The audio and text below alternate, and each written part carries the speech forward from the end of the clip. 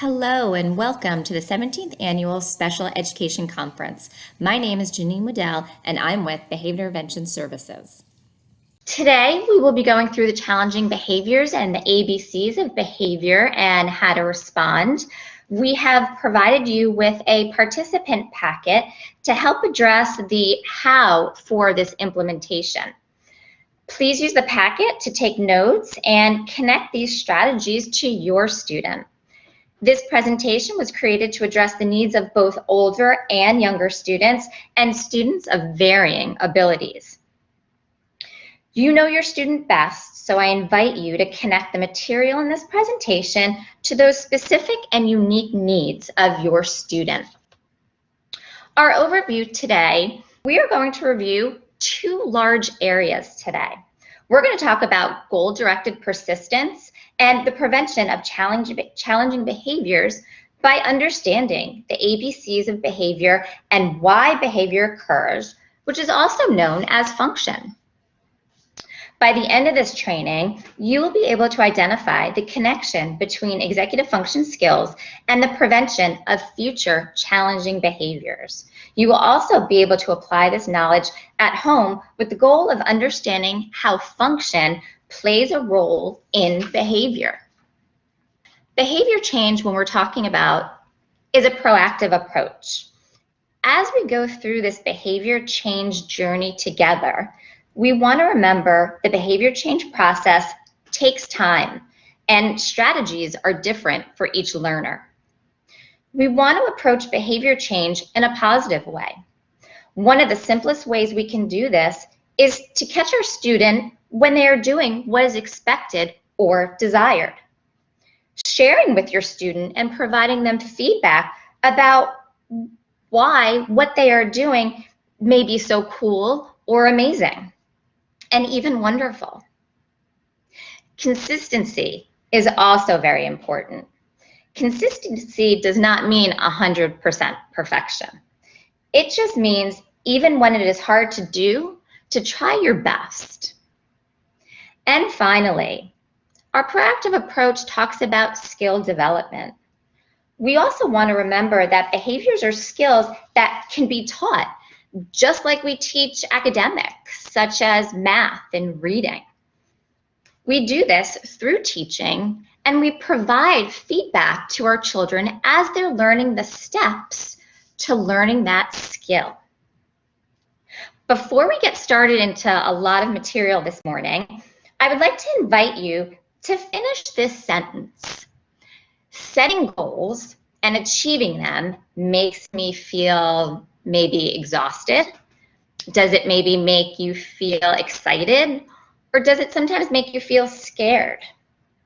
Setting goals and achieving them can make us feel any possible way. So for those of us that feel excited about setting goals and achieving them, we've probably had some really great experiences and successes when we set goals and we achieve them. For some of us, that can be very scary. Sometimes we don't know where this goal is going to take us or how we're going to achieve that goal.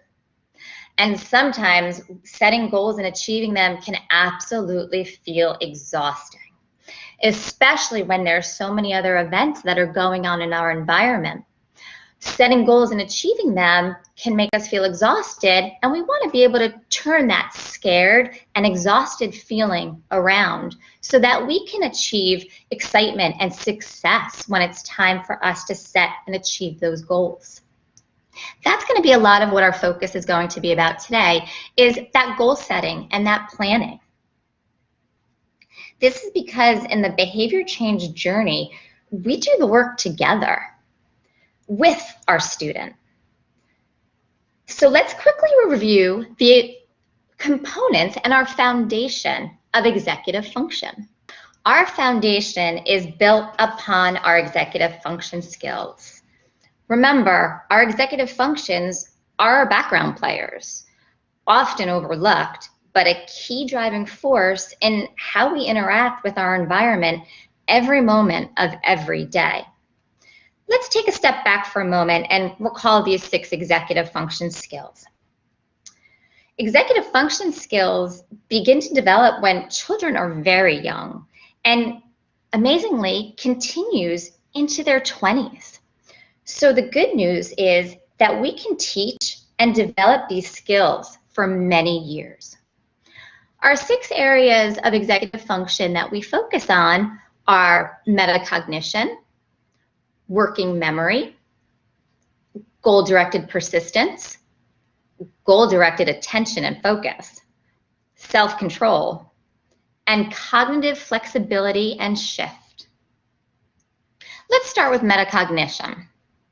Metacognition is the ability to analyze, understand, and monitor one's own thinking and learning.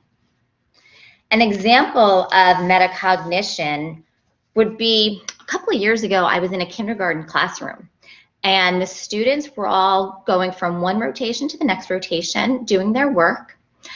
And then it was time for the rotations to end. And our students were then asked to come back to their table groups and work on an independent project. As the students were working, one kindergartner came up to the teacher and looked at the teacher and said, I'm not doing my best learning right now sitting at the table with everybody. Is it okay if I go into the library nook, which was in the classroom, and I continue working on my project? Well, the teacher looked at her and said, oh, of course, absolutely. If that's where you feel you're going to do your best learning right now, please go ahead, go into that library nook and do your best learning.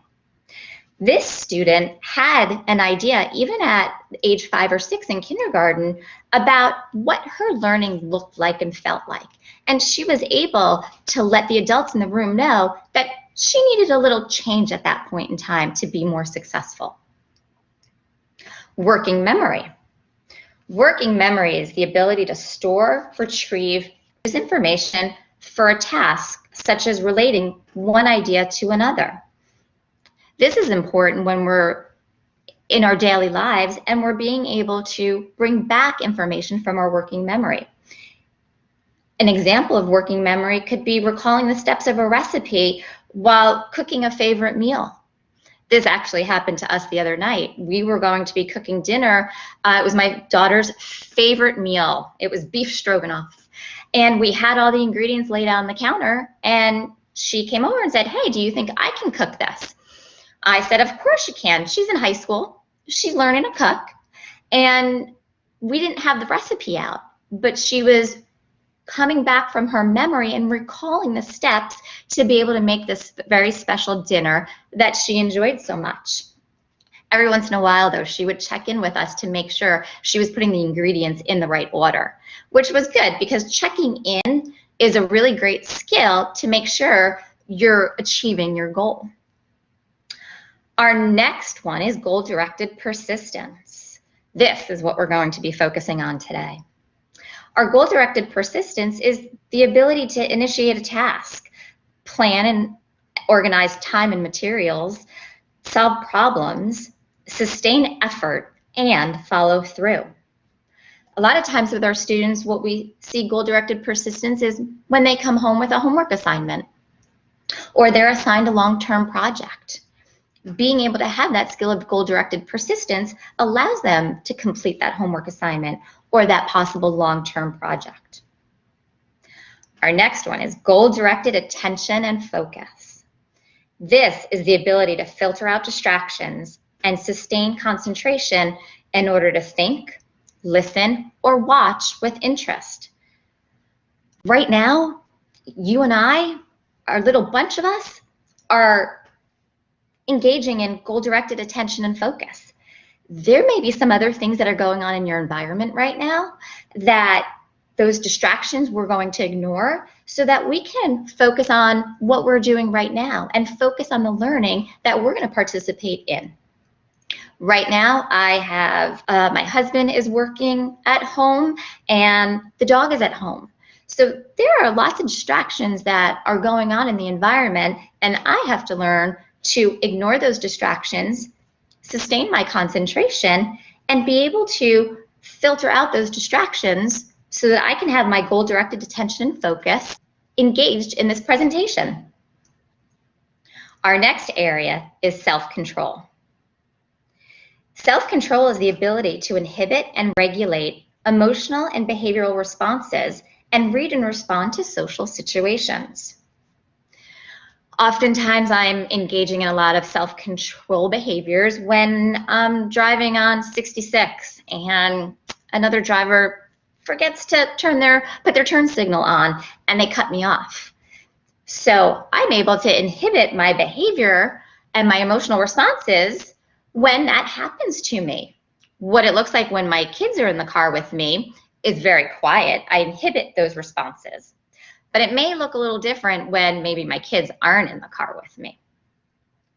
And last but not least is our cognitive flexibility and shift. This is our ability to take perspectives and make connections, being able to think flexibly, adapt to change, and adjust to the unexpected. So let's talk about our executive functions as we continue. We know that executive functions do not work in isolation, and they are often collaborating with one another in order to drive our actions. This collaboration helps to support us in our everyday life for our executive functions to help support us in what we're doing. Today, we're going to focus on goal-directed persistence, but there is a strong connection between goal-directed persistence and self-control. They work together in order to help support a strong executive function foundation. Let's review the executive function skill of self-control. So what is self-control? Self-control is the ability to inhibit and regulate emotional responses. It allows us to respond to social situations. Self-control is a skill that develops over time. It allows us to slow down and think through our actions. As with any skill, learners develop at different rates. So a couple examples of self-control. A little bit about me is I love chocolate chip cookies, and I'm constantly trying to perfect my chocolate chip cookie recipe. I have been spending a lot of time trying to find this perfect chocolate chip cookie recipe. And after baking a tray of delicious, gooey chocolate chip cookies, it takes a lot of self-control to not eat them all before dinner and delays my gratification. In social situations, I personally am working on my self-control when my husband and I are in a social situation and he wants to tell a story.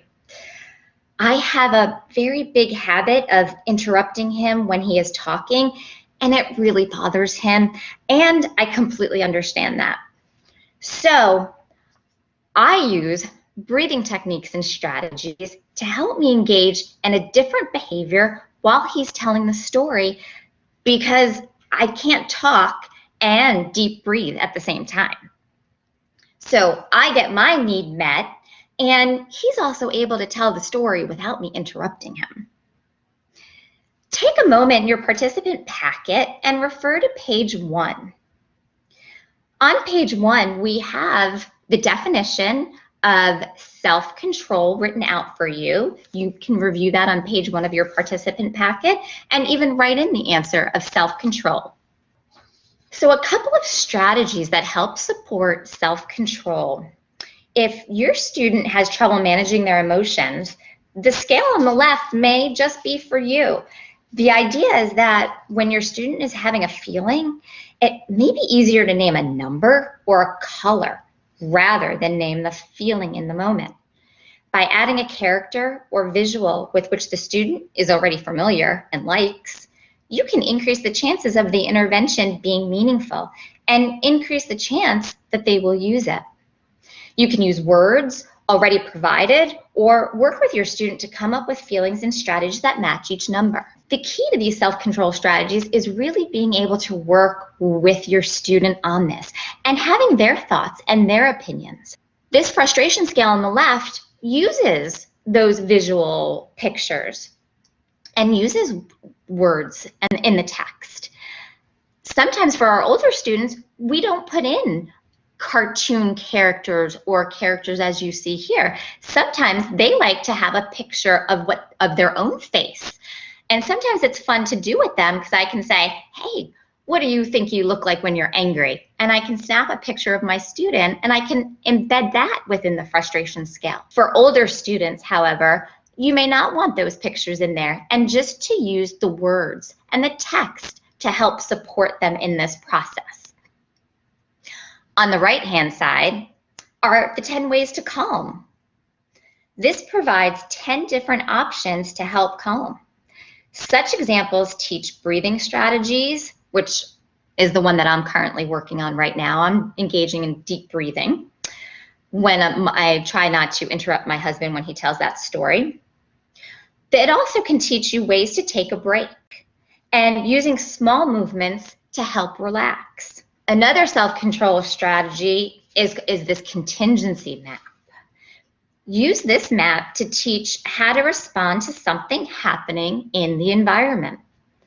The green option shows the best choice and the consequences. The red option shows the not so good choice and consequences. I'm going to set up a scenario for you. My two children, when they were toddlers, liked to play games together. Now, as teenagers, they still like to play games together. Except when my children were younger, my son had a really hard time with not winning.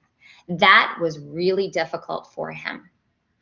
So I used this contingency map with him. And even now, as a teenager, I still use this contingency map with him, and we talk through it. When he was a toddler, I would put this contingency map in front of him, and we would walk through the steps. So here's the scenario for you. We have two siblings who've decided to play the board game Sorry. That's what we've set up in the environment, which is the information that goes in the box to the far left with that dark border. So when we get ready to play this game with your sibling, let's start with the red. If I yell at my sister for winning and flip the board over, then she will not want to play with me the next time. And that's not such a good feeling.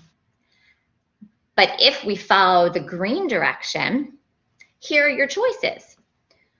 If I take my slow, deep breaths and say good game, then she will want to play with me again, which is a positive consequence because they will play the board game again in the future.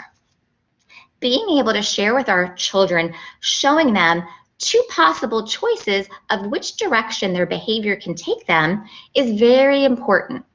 So we've worked with my son on this contingency map when he was a toddler, and now when our kids want to play a game again, or a card game or a board game, or they're going to have that interaction where there's going to be a winner and there's going to be a loser, we verbally now go through this contingency map, and now he's able to say, okay, Mom, if I lose, I'm going to be able to say good game, and I'm going to take my deep breaths.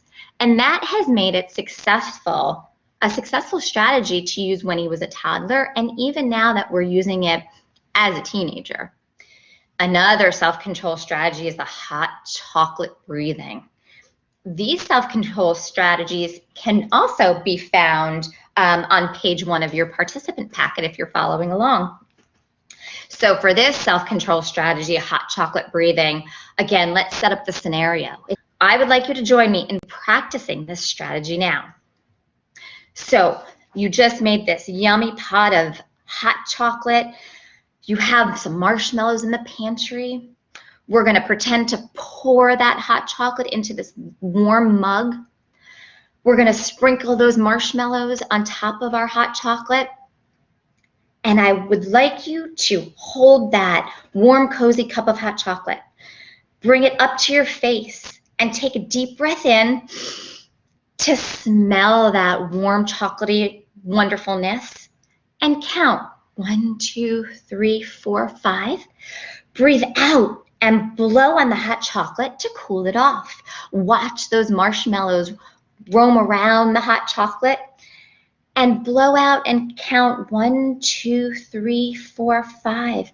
This is a great strategy to teach us how to inhale and how to exhale.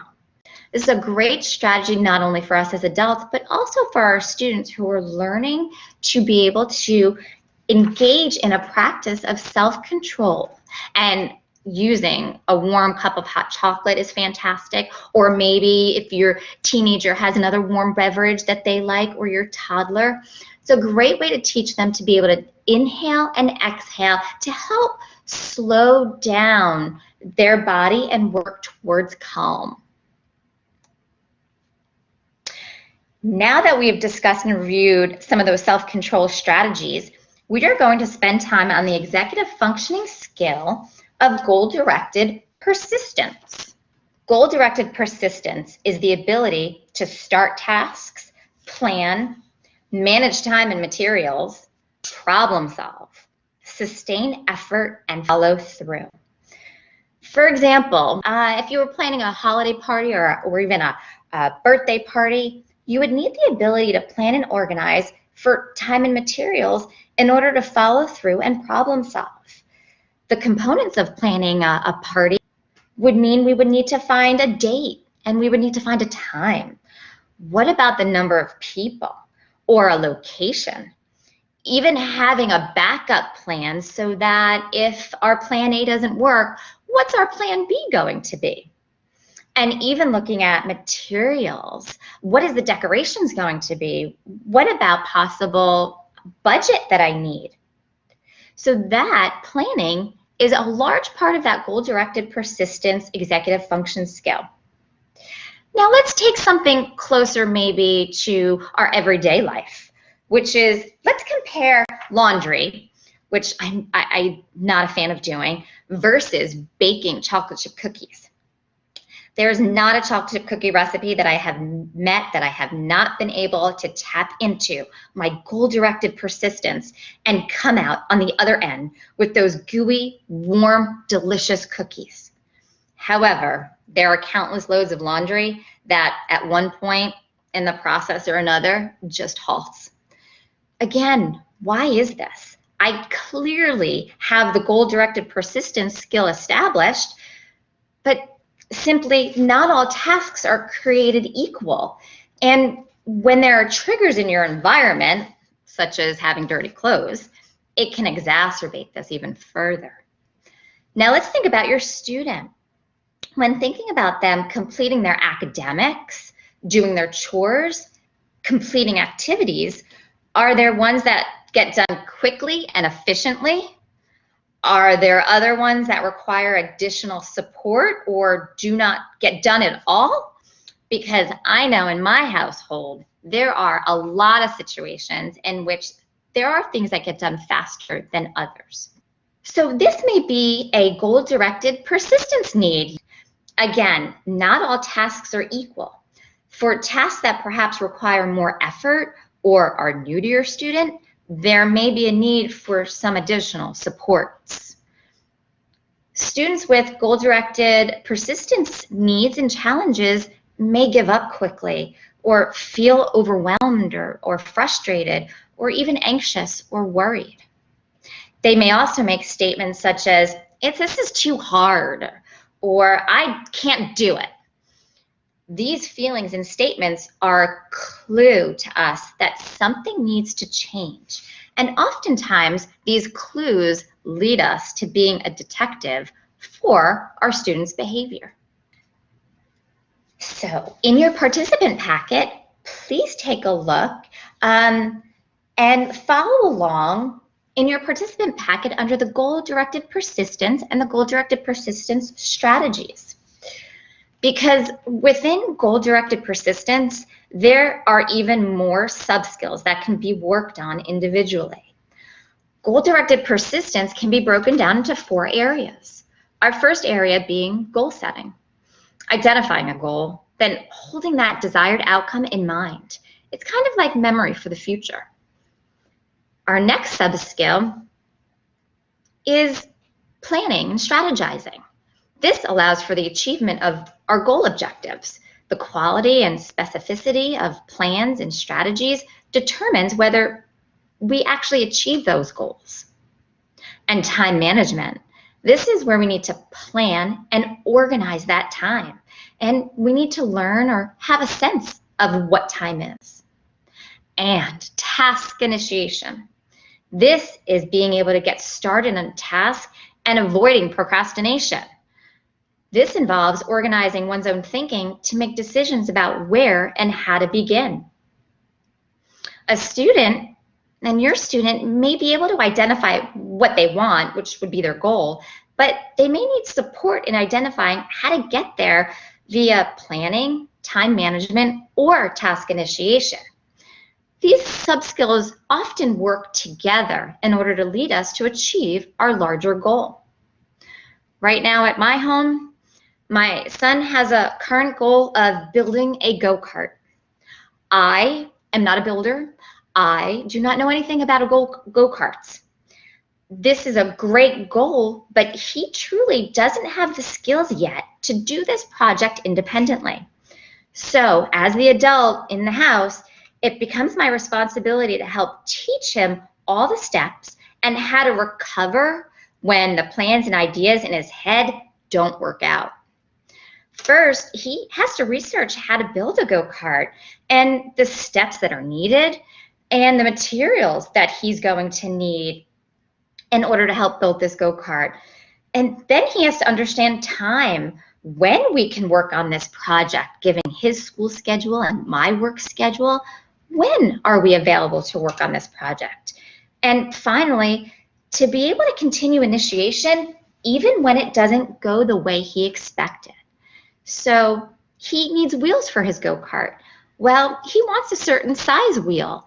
And when we do research, we can't find that certain size wheel. So he now needs to reevaluate his plan A for those wheels, and we need to come up with a plan B to help support him in building this go-kart. An amazing goal setting strategy here is our goal Y, plan, do, check. This problem-solving strategy provides a way to break down any task into small, achievable chunks. Using this strategy can provide your student with a structure for making the unknown known. This strategy can be used to approach a new and unfamiliar problem or challenge. It's a generic and widely applicable, self-regulating, problem-solving script that provides a template for approaching that problem, situation, or even project. We have 5 areas here. So in our area of goals can be long-term or they can be short-term. We would like the goal to be specific and meaningful to the student as much as possible. Why? We need to ask, why do I need to do this? Why is this important? And why do I want to achieve this goal? Then we need our plan. We can't reach our goals without a plan. When learning to plan, students need clear, explicit, and specific modeling and guidance. Then comes our do. Guidance is very important, as your student may be able to tell you all the steps that need to be achieved, but has trouble engaging in the doing part. And then check. When wanting to bake my gooey chocolate chip cookies, I use the recipe as my plan and carry out the plan as needed. I don't consider myself done baking those cookies until I read back through the recipe and check to see if I did it all correctly. Of course, this includes a taste test. So checking in with your learner is important to see how the plan worked and discuss any possible changes that may need to happen next time. So remember, our goal asks, what do we want to do? Our plan is, why do I need to do this and why is it important? And then our plan is, how will we do it? Our do, let's try our plan. And our check gives us an opportunity to reflect back and learn, how did this work for us? Did we achieve the goal that we wanted to? Our next sub-skill is at planning and strategizing. This example can be found on your page 3 of your participant packet. Planning and strategizing is important because it allows us to achieve the parts to our goal. Using a checklist with text or a visual with graphics often helps to focus on specific tasks. The mode depends on your student's individual needs. These templates are provided as a way to understand the problem, set up priorities, and sequence the steps needed to achieve the larger goal. So when my students were younger, we tended to use more of a visual with the graphics, which you can see on the right-hand side. We worked with our children, hey, here's the plan. And when they accomplished that plan, they got to pull that picture off the chart and they got to put it in the completed section. And it gave them a sense of accomplishment. I started with my plan and I completed my plan. And they enjoyed the visuals, they enjoyed these visual pictures, and they even enjoyed having the ability to take that picture and move it over to feel that sense of accomplishment when they were in that completed section. So if you have a student that needs those visuals, this is a great way to be able to get them to start understanding this planning and strategizing phase. As my students have gotten older, we now work with a daily planner. There are no visuals on this daily planner. It's supported through text and words. So they are now writing out their lists. What are the things that I need to do? And what is important about this project? So for my daughter, she has a project to do in English, and she organizes her important tasks in the order of that she needs to get them done. And she continues with that feeling of accomplishment when she can check that box off when she has accomplished that important task. It's the same planning and strategizing operation that happened when they were younger, and now it just looks a little different when they're older. Time management is so important to being able to achieve our goals. Time management is the ability to plan and organize and have a sense of time. Finding a balance is important so you can get everything done as needed without putting too much pressure on yourself or our students putting too much pressure on themselves. Calendars and timers are two different ways to help support the area of time management. Setting a timer can remind your student when it is time to take a break, or to let your student know how much time they have in that moment to work on a specific task. Calendars can be used for short and long-term planning as well. So our visual on the left is called a visual timer. This visual timer shows that we have 45 minutes to get an activity done. As time elapses on this visual timer, that red color disappears as it gets closer to the 0, so you can then teach the elapsement of time. That middle one is great, that sand timer. Sometimes you can find a sand timer that's a 2-minute sand timer or a 5-minute sand timer. Kids often like to see the sand go through the timer. We often use this one for our students when they were brushing their teeth. And then again, a calendar. Our calendars can show us the start, when to start a project, and to show us when that project's due date is coming up. It helps to show a lapse of time day to day, week to week, and even month to month. Task initiation is our next sub-skill. These visuals can be found on page 4 of your participant packet. Task initiation is getting started on a task and avoiding procrastination. It involves organizing one's thinking to make decisions about where and how to begin. When someone struggles to initiate, tasks may take longer and require more effort. Sometimes getting started is the hardest part. Is it the amount of work that feels overwhelming? Or do I know how or even where to begin? Do I think it is too difficult? And do I even have the materials I need? Let's think back to my example about making chocolate chip cookies versus doing laundry. I initiate much faster to make the cookies because I am highly motivated to bake. I tend to procrastinate doing laundry because I am not as motivated, which causes my few loads of laundry to last many, many days. So let's look at that using the first then template. It's based on the principle that a person's motivation to complete a less preferred task or activity is increased when it's followed by a more preferred activity. In this example, loading the dishwasher, which isn't preferred, is followed by an activity that is preferred.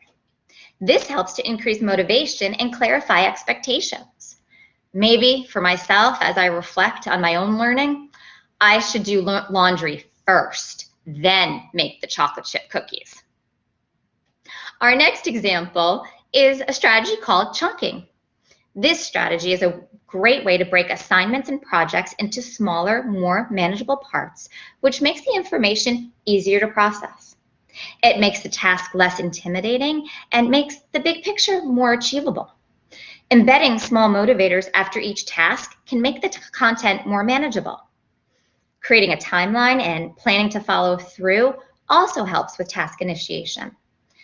Develop check-ins to keep everyone on the same page, and the best part, confidence begins to grow as task initiation becomes more successful. So for my son, we are working with first then. Again, when he was a toddler, I did use these visuals, but now I use it more verbally with him. Yep, first the dishwasher, which he does not like doing, then you and I are playing that board game. So I set those expectations and I make them clear. For my daughter, she has a lot of work that she has to do. There's a lot of content that she has. And what we do when she starts to become overwhelmed is we work together to break that project and that assignment down into more manageable chunks.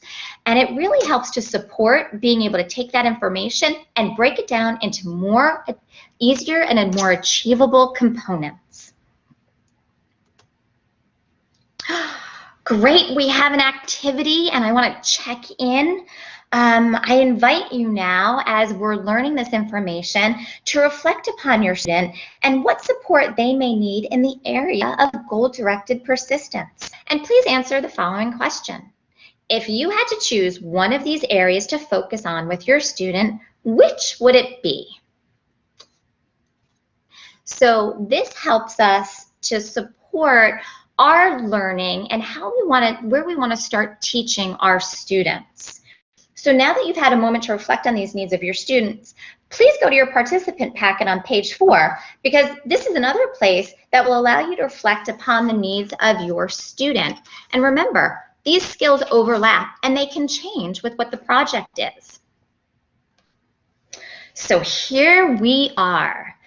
To understand when the best time to teach, cue, and reinforce these self-control skills and goal-directed persistence, we need to understand the various phases of the conflict cycle as challenging behaviors may come into play during the learning process. So we are here right in the middle. We've talked about self-control, we've focused on goal-directed persistence, and we are now going to talk about the conflict cycle. This is the entire cycle for acting out behavior. As we go through the cycle and time passes, the intensity of the behavior will increase and eventually decrease. How quickly and slowly our students move between the phases is dependent on our responses and the environment. Today we'll be focusing on phases 5 through 7, which has an emphasis on safety, crisis management, and follow-up. This graphic can also be found on page 5 of your participant packet. Let's talk about number 1, that calm baseline. This is when our student is cooperative. This is the phase in which we teach our students new skills. Then we have number 2, which is trigger. That's something that occurs in the student's environment, possibly a change in routine, or for some of our students when we use the word no. Agitation. Agitation occurs when the student is not able to return to baseline after experiencing the trigger. And acceleration is when the student's behavior continues to escalate. So after that acceleration phase in which we're not able to bring our student back down to agitation, back down towards calm and baseline, we have the peak or the crisis phase. During this phase, your student may have temporarily lost the ability to think rationally. Your student is not able to process new information at this time. Sometimes this can look like tantruming behavior. Sometimes this can look like destruction of property. Our student is no longer able to process information at this time. Please remember that everyone's crisis is different.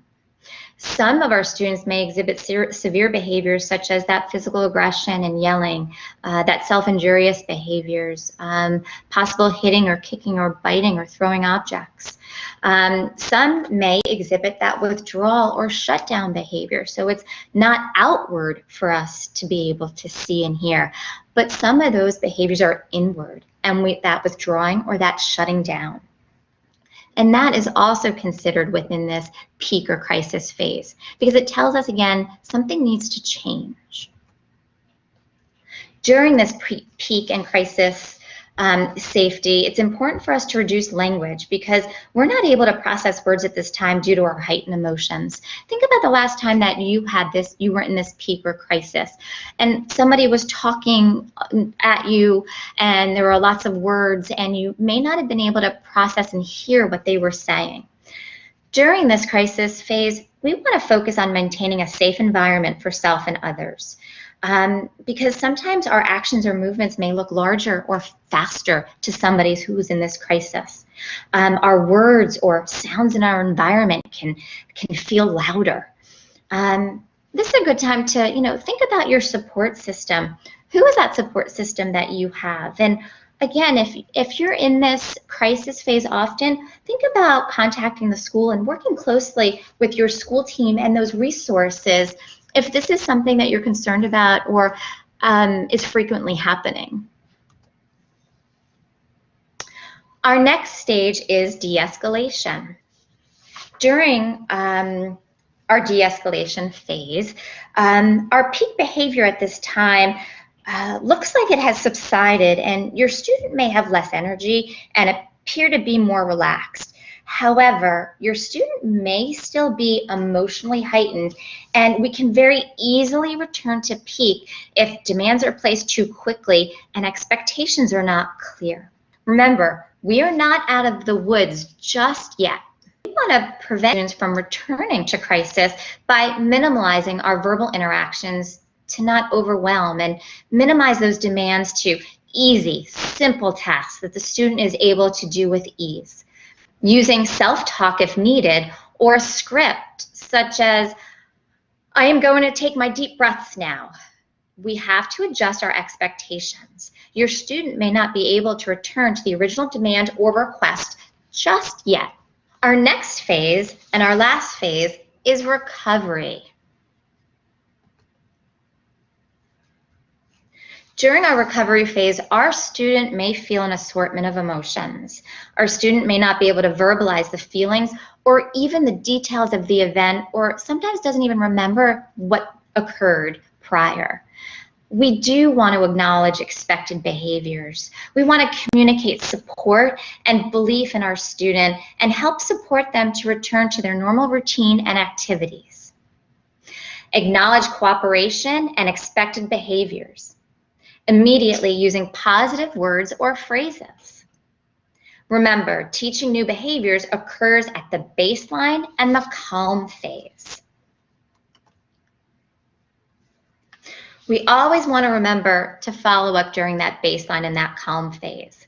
We're going to talk a little bit more about why we want to avoid asking why, and then thinking about actively listening to encourage problem solving. We try to avoid asking why because your why may be very different than your student's why. Remember, we only teach at baseline and calm when both the student and even us as the adult are more able to listen and work together to problem solve. Through active listening, we avoid assumptions and encourage problem solving together. We want to have a positive return to the environment. We want to acknowledge those expected behaviors, and we want to provide that behavior-specific praise and feedback. So when I go back to my children, when they would play that game together and my son was not able to win the game and they had this conflict, well, my son required some extra support with his behavior. In order to be able to re-enter, I clearly stated the plan for re-entry with my son and re-entered the environment with him so I could provide support and supervision, because that's what my daughter wanted as well. My daughter wanted to make sure that everything was going to be okay when he re-entered back into the environment. So I acknowledged the expected behaviors that I saw him using, and I provided behavior-specific praise frequently to reestablish re-entry and to reestablish those family dynamics. So when looking at our phases, what we want to strive for may be something that looks like this. A student who doesn't go all the way into crisis mode. Maybe that student has that agitation, that acceleration, but is able to not hit that peak or crisis, and we're able to utilize our strategies to get our students to go into that de-escalation and that recovery. Or maybe this is what we want to take a look at. A student whose whole cycle is not as severe in magnitude. They may have gone through this yellow line, and then with our strategies, we're going to try to get them down to this dotted blue line so that we are engaging in strategies to help support our student through this time, and that peak or that crisis is not as intense, and so that peak and crisis phase does not occur often and for long periods of time. Understanding the crisis cycle allows us to identify the best time to teach, cue, and reinforce self-control skills and goal-directed persistence. Our response during each of these phases will either increase, decrease, or maintain challenging behaviors during the learning process. Identifying why the challenging behaviors are occurring is important as a preventative measure. Our next step is to think about those clues that we've been talking about and to kind of become a detective and learn the reason these behaviors are happening. Learning the reason for these behaviors leads us to better understand the function of the behavior. So why do these behaviors from these phases occur? Let's take a little moment here and check out these kittens and these cats. We have one area which it says escape. Looks like that cat is hiding in the sink. When we move over to attention, this little kitten looks like he is meowing a lot, maybe to get that attention. Then we see this cat looking at that mouse. Looks to me that cat may want to possibly get that mouse. That's a possible tangible. And then we have our cat all the way to the far right corner, in which looks like he may have some internal need, an itch possibly, and he's using the leg of a chair to get that need met and to scratch that itch. So all behavior serves a function, a reason for why it's happening. Again, sometimes it takes us to follow those clues and become a detective and work through what we're observing. Behavior occurs to either escape or avoid something, or to get or obtain something. If you're following along in your participant packet, please take a look at page 5. And there's an area there where you are more than welcome to take notes. So let's talk about some examples of this function. Let's say your student plays with a Lego set during virtual instruction. Well, that's a possible tangible. Or your student interrupts you when you are on the phone by screaming and you end the call. That has a possible attention function. When it's time to load the dishwasher after dinner, my student takes the dog for a walk and thereby possibly escapes the chore of loading the dishes. Because when he comes back from walking the dog, we've noticed that his sister has loaded the dishes for him. When working on homework, a student continuously twirls his hair, possibly providing some sensory input. Remember, all behaviors serve a function. It is not just for crisis or problem behavior. For example, finishing homework gets the student time with his Lego set, which is tangible. Or going to the gym regularly and eating healthy gets me attention from my coworkers who notice I'm losing weight. So how do we determine function? Consequences are what happens immediately following the behavior. They are not synonymous with punishment. Consequences just let us know, well, what did they get, or what was the payoff? What does the student get or avoid? For example, if you're feeling hungry, which is your antecedent, you eat some pizza, which is the behavior. Well, the consequence is you feel full. So in the future, when you're hungry and you eat food, you'll feel full, so this behavior continues.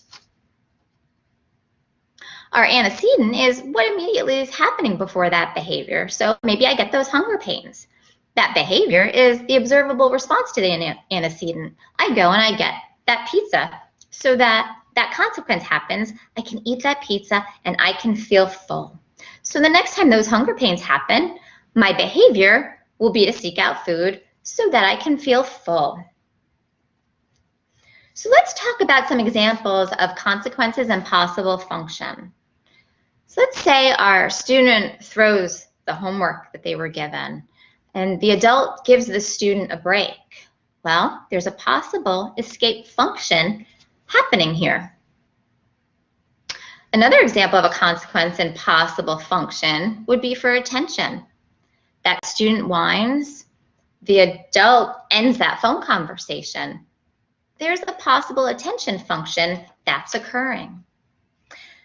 An example of our consequence and possible function for tangible, a student screams for candy. The adult gives them the candy right away. Well, that's a possible tangible function. They got access to that candy. An example of a consequence and possible function would be for sensory. When a student has mosquito bites, the student scratches. Possible sensory function in order to make that, help that student stop that itching. Knowing this information and over time, you can begin to look for patterns in your student's behavior to hypothesize the function or the reason behind the behavior, so a plan can be created that is individualized, matches the function, and addresses behavior that is socially expected and socially significant.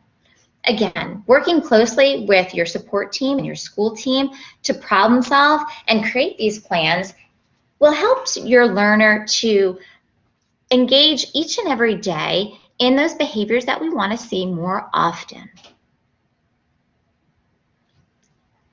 So how do we determine those preventative measures? Well, that's our antecedent. That's what happens immediately before the behavior occurs. We want to ask, what was happening immediately before the behavior happened? This, again, is called the antecedent.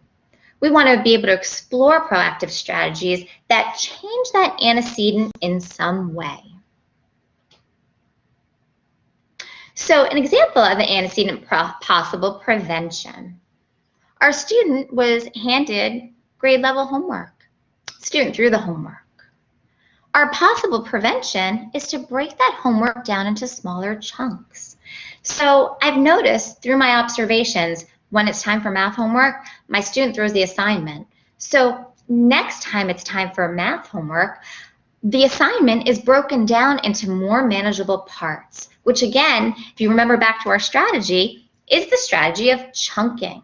It takes that big, overwhelming assignment and it breaks it down into more manageable parts. So that's the work that I do ahead of time in order to help support the student. An example of our antecedent and possible prevention.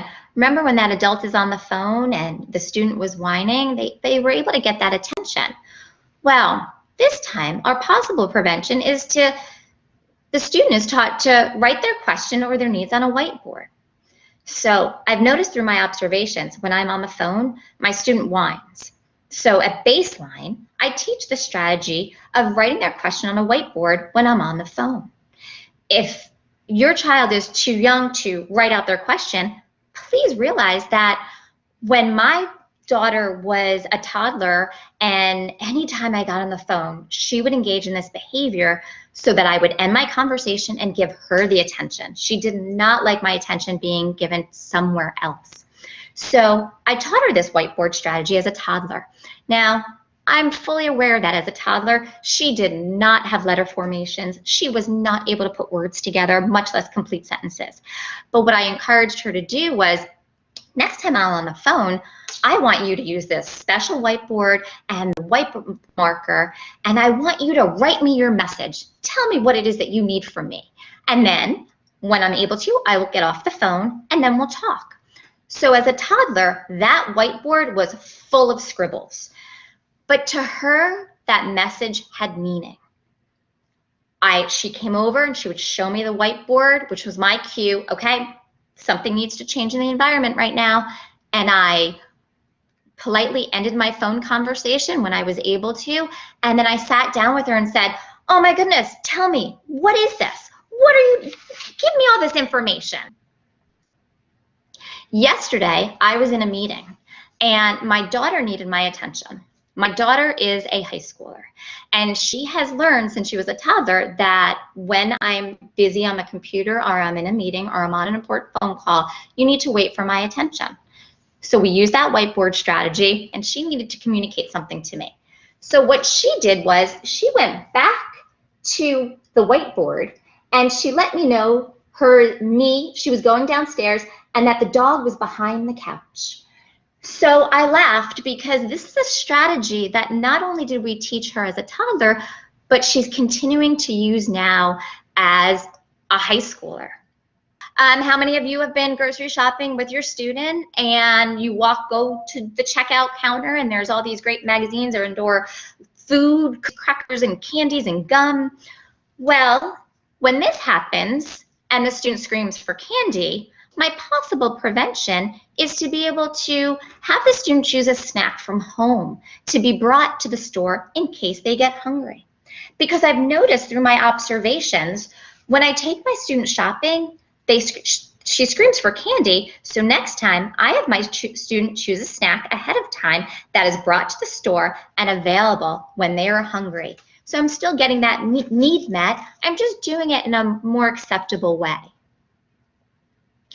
And finally, when that student has those mosquito bites and that student scratches, my son is severely allergic to mosquito bites. We're not quite sure what it's about, but he can swell. And that need internally is itchy. I can't feel it and I can't see it, but he feels it. So again, a possible preventative strategy. I've noticed through my observations when my student has a mosquito bite, he scratches continuously. So now I have anti-itch cream that I can provide on that mosquito bite to my student to help support that internal need of that sensory piece, that itch that's happening with him.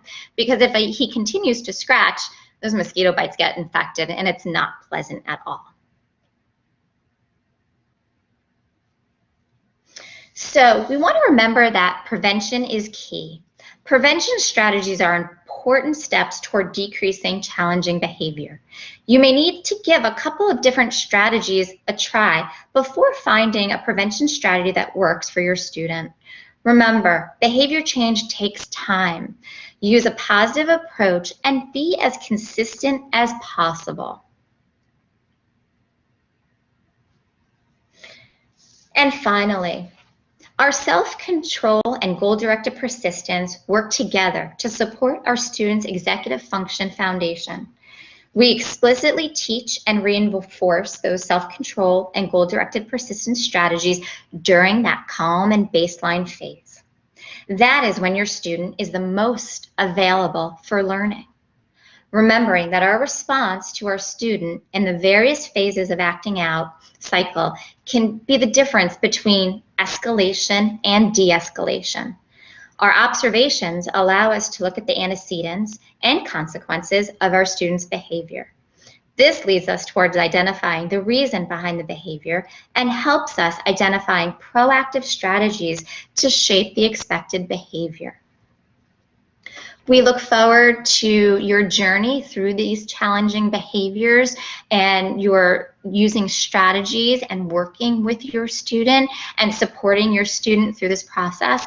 And again, thinking about your resources and your support system through this behavior journey as well.